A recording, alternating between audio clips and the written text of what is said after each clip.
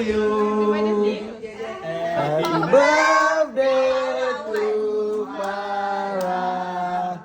Happy birthday to you. Yeay, selamatkan kamu. Allah selamatkan kamu. Allah selamatkan Nurfalanas.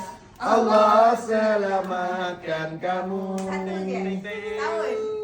Okey, doa. Berapa Farah? 45 dah. Banyaklah. Farah ada last Saya cakap dulu. Cakap dulu. Cakap dah. Mana boleh? Bismillahirrahmanirrahim. Bazir duit orang ni. Beli juga. Cakap. Sama Hari Raya.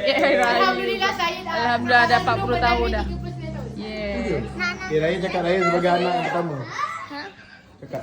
Cepatlah dia masuk YouTube ni. Selamat ulang tahun Mama.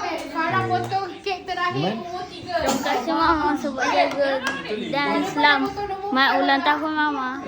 Kakak 4 cakap. tahun lah. Tahun depan. Tahun depan 4 tahun. Mama dulu.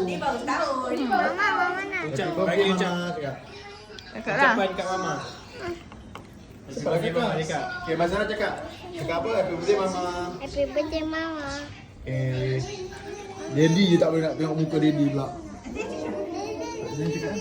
Janganlah ambil gambar dengan muka tak semenggang. You.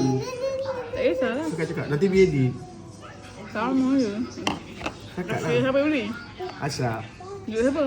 Ashraf. Kasihlah Ashraf sebab minta duit daripada abang dia lepas ni. Potonglah cepat, anak-anak aku dah lapar.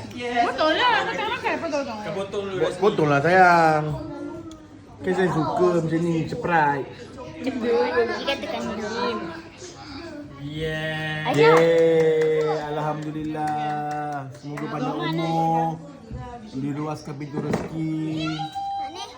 Ni nak kena penuh Diluaskan kan? pintu rezeki. Ni nak kena penuhkan ni. Jadi isteri yang soleha. Amin. Jadi Doakan suaminya. begitulah. Lagi? Cakaplah lah. Semoga bahagia dunia akhirat. Tengok sini. Ayah nampak. Orang dah lah. Bila masuk YouTube ni. Tak payah nak masuk YouTube. Simpan sendiri sudah. Tak payah, tengok dah. Tak private. Private. Dah lah. Bye.